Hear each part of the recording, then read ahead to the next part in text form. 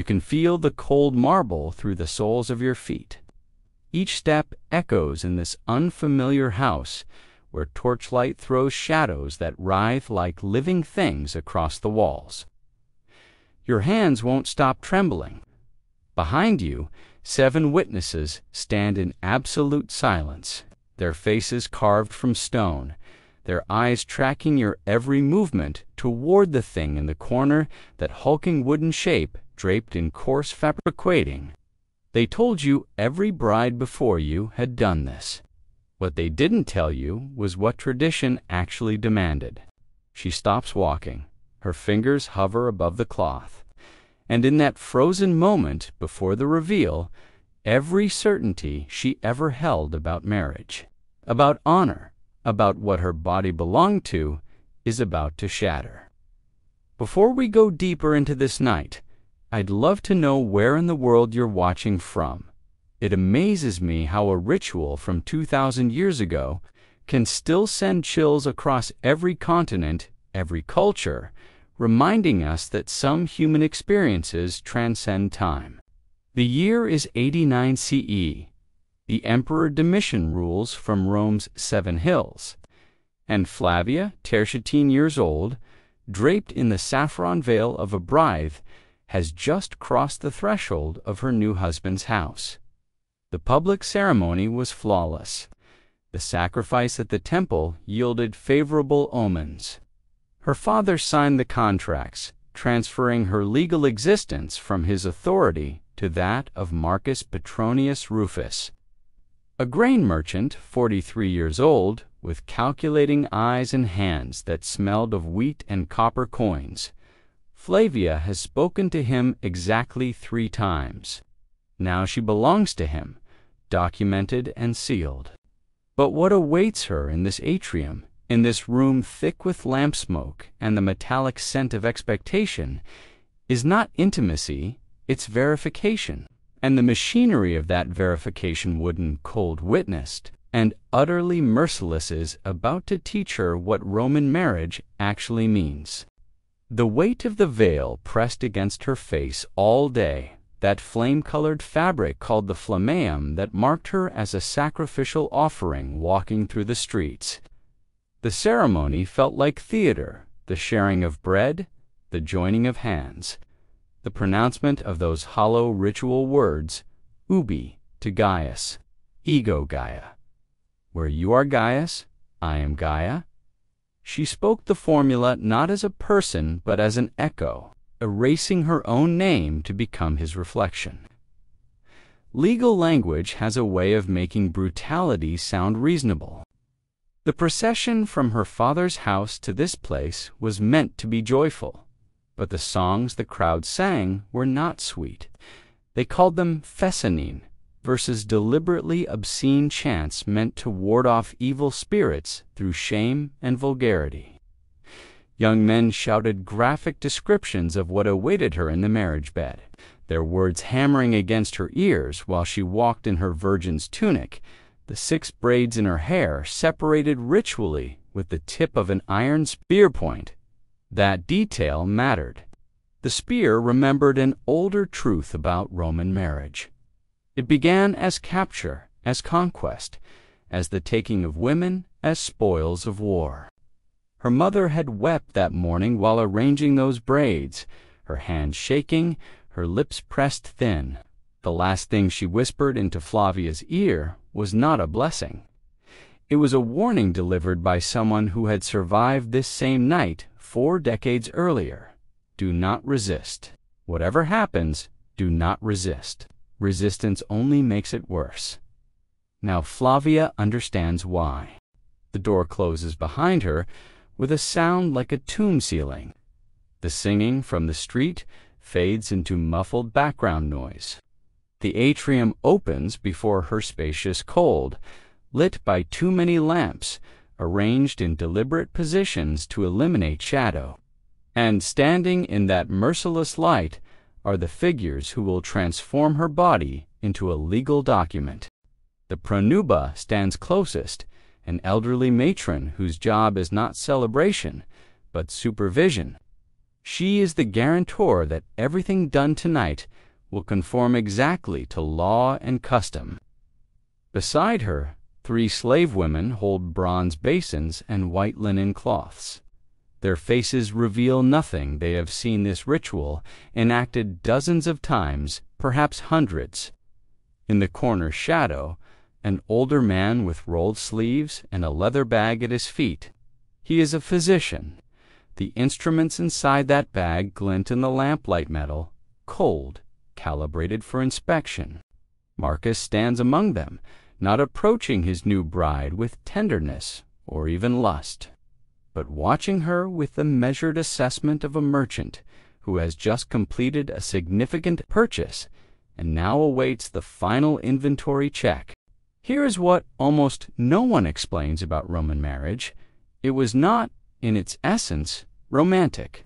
It was a property transaction executed with the same legal precision as the sale of land or livestock. The law called it conventio, in manum literally, coming into the hand. A woman passed from the hand of her father, who held absolute authority over her life and death, into the hand of her husband, who inherited that same power. Till the late Republic, a husband could legally kill his wife for certain transgressions. By Flavia's time, the law had softened in theory, but the fundamental principle remained as solid as Roman concrete. A wife was an asset to be acquired, documented, and verified. Think of how Rome handled real estate. Witnesses observed the transaction.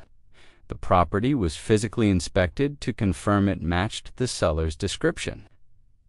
Boundaries were walked, divine blessings were invoked, documents were sealed. Everyone understood exactly what was being exchanged and for what price. Roman legal minds applied this identical framework to marriage, but with one crucial addition. The primary value of a bride lay in her capacity to produce legitimate heirs. Her body was the property being transferred. Her fertility was the resource being purchased. And Roman law demanded both be verified before the transaction could be considered complete. This was not metaphor. This was documented legal practice, recorded in contracts, referenced in court cases, and described, however uncomfortably, by the historians who survived Rome's fall. A marriage was not valid until consummated. Consummation had to be witnessed, because otherwise how could anyone be certain it occurred? The bride's virginity had to be confirmed, because otherwise how could the husband be assured that any child she bore was truly his? Each requirement generated its own ritual. Each ritual made perfect sense within Roman legal logic. And each ritual would horrify modern sensibilities precisely because we no longer treat human bodies as property subject to audit. For Flavia, standing in that lamplit atrium, the abstractions of law are about to become viscerally, traumatically concrete. The pronuba moves first, her grip firm on Flavia's arm knot, guiding so much as restraining, as if she expects the girl to bolt for the sealed door. "Welcome to your husband's house," the old woman says, her voice carrying no warmth. "The sacred rites must now be completed." It's not an invitation, it's a sentencing. She steers Flavia not toward the marriage bed, but toward that shrouded object in the corner. The thing that has been waiting in deliberate silence since before Flavia arrived. "You must greet the god," the pronuba whispers, her tone mixing liturgical instruction with military command. "You must seek his blessing before your husband approaches. You must offer yourself as tradition requires." Flavia's fingers reach the fabric. The coarse weave scrapes her skin. She pulls it back. What emerges is not symbolic, not abstract. It's a wooden phallus nearly 4 feet tall, carved with anatomical precision, robust and menacing, mounted at the height of a man's hips. This is no garden charm to ward off thieves. This is no delicate amulet worn by children for protection. This idol, the representation of Mutinus Tutinus, god of sexual initiation and fertility, has been sized and positioned for a specific, horrifying purpose. Church fathers writing centuries later, after Christianity conquered Rome, describe this ritual with barely contained revulsion. Augustine of Hippo, Lactantius, Arnobius, they all mentioned it, always briefly, always with the discomfort of men forced to document something that contradicts civilized silvomage. Brides, they wrote, were required to straddle the phallus of Mutinus during preliminary marriage rites. The Latin verb, they used denequiter, to mount, carried no ambiguity. This was not symbolic sitting. This was penetration by proxy, witnessed preparation before the real consummation. Officially, it sought the god's blessing for fertility. Practically, though no Roman would have articulated it this way, served to break psychological resistance. To condition a virgin bride to accept that her body no longer belonged to her, to demonstrate absolute submission before witnesses, to prepare her through trauma. Flavia's entire being screams at her to run, to refuse to scream for help. But the weight of everything she's been taught about duty and honor and family reputation presses down like a physical force. Refusal means disgrace for her father, for her family name. It means the contracts are void. It means she returns to her father's house as damaged goods no respectable man will touch. It means everything she was raised to believe about virtue was a lie. So she doesn't refuse. The Pronuba's experienced hands position her like arranging a doll. The ceremonial tunic is lifted. Cold air hits her exposed skin. The witnesses watch without blinking not, with arousal but with the solemn attention of notaries, watching a will being signed. Marcus observes, arms crossed, evaluating her compliance. The wood is cold. The invasion is inert, but brutal. The law of Rome materialized in carved timber, entering her body while her mind detaches and floats somewhere near the painted ceiling to avoid being present in her own flesh. She bites down on her lip to keep from crying out. A part of her soul simply stops, disconnects, dies quietly so that what remains can survive. When it's over, when the Pronuba finally allows her to dismount and arrange her clothing, Flavia feels something inside her has broken permanently. But the night is only beginning. The slave women approach immediately with their bronze basins. The water smells of lavender and rose, but there's nothing soothing in this washing. It's religious purification after the encounter with the god, yes, but more importantly, it's practical preparation for what comes next, the medical examination. The physician steps forward from the shadows. This is not optional health care.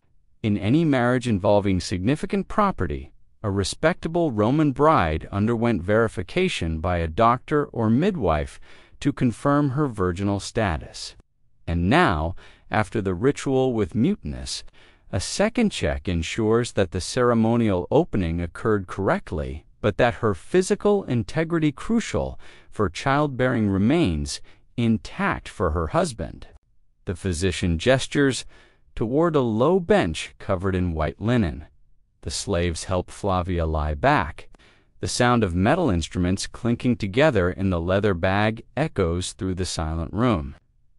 He approaches her with the clinical indifference of someone examining a horse before auction.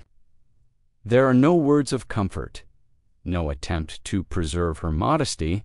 The slaves hold her legs.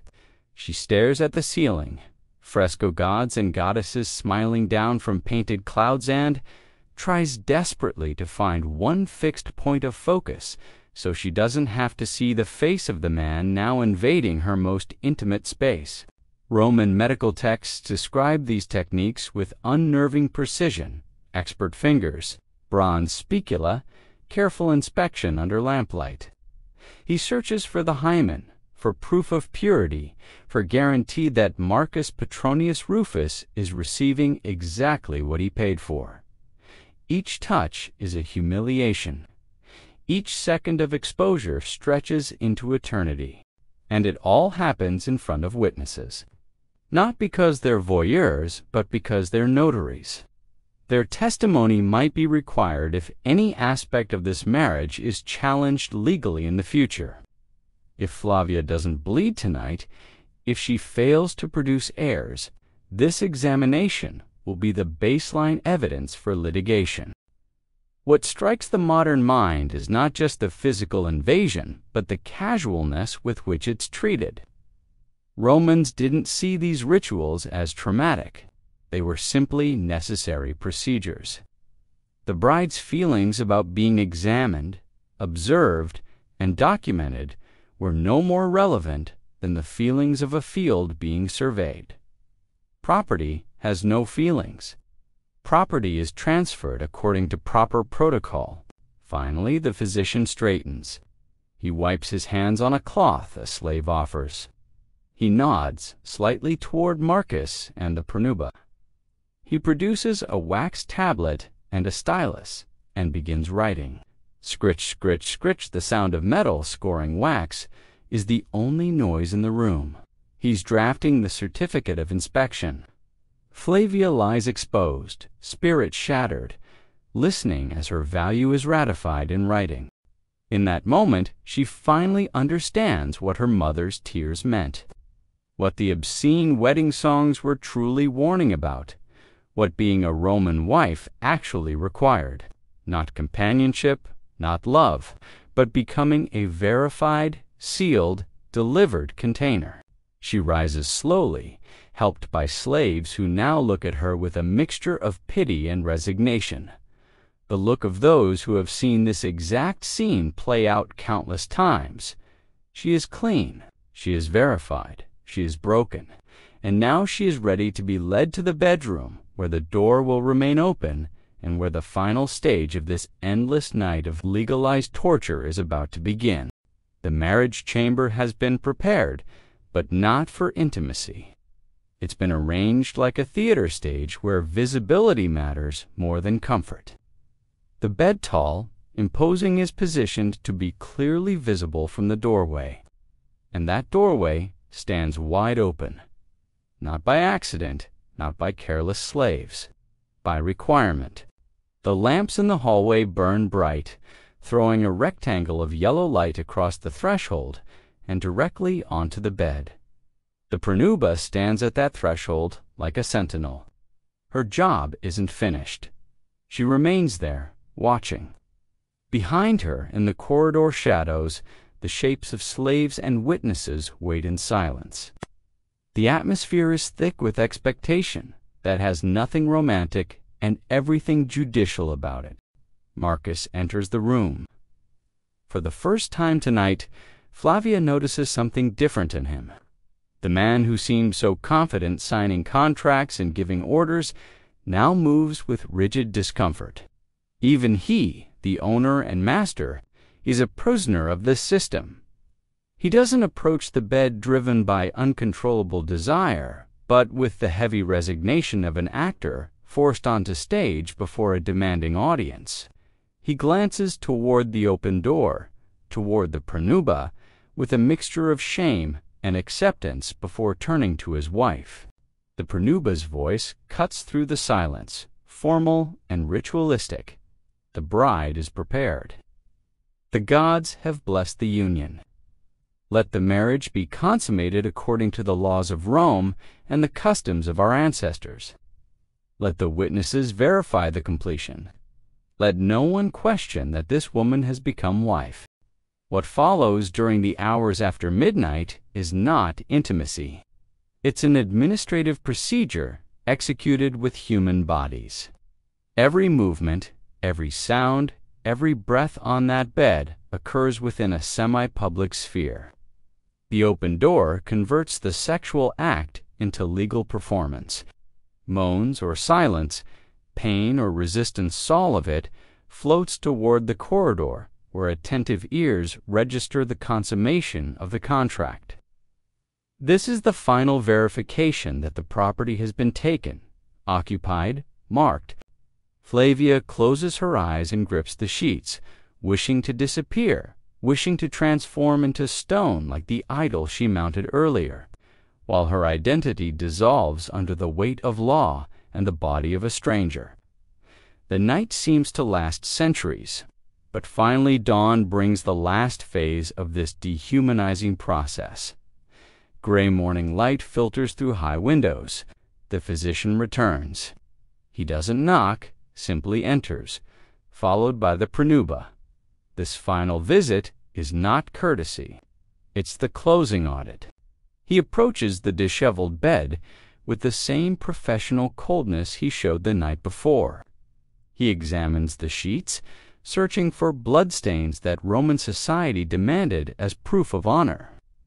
He examines Flavia once more to confirm the physical change has occurred, that the virgin has become biologically a matron. He records his findings on the wax tablet, sealing Flavia's fate with each stylus stroke. The pranuba nods, satisfied, and offers her formal testimony to the waiting witnesses.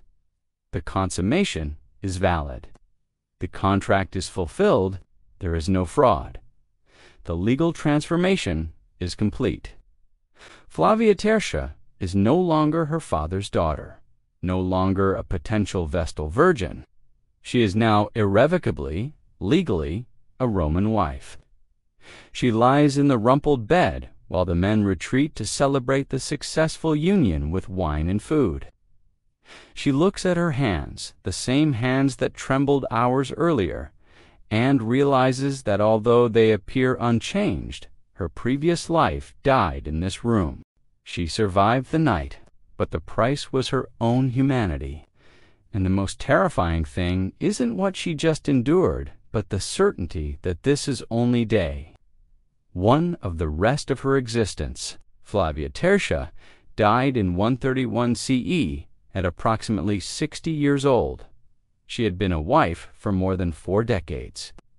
In those years, she fulfilled every expectation of her rank, managed her husband's household competently, attended public festivals, gave birth to 4 children who survived to adulthood.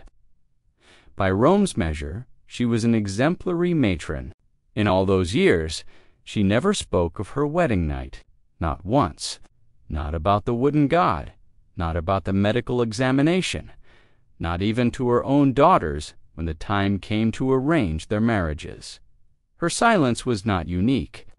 It was universal. Roman women didn't write about their wedding nights. Roman men didn't describe what they witnessed with empathy, only with legal precision. This collective silence wasn't conspiracy. It was simply how their world worked. The rituals of verification and submission were so integrated into Roman life that describing them seemed as unnecessary as describing breathing.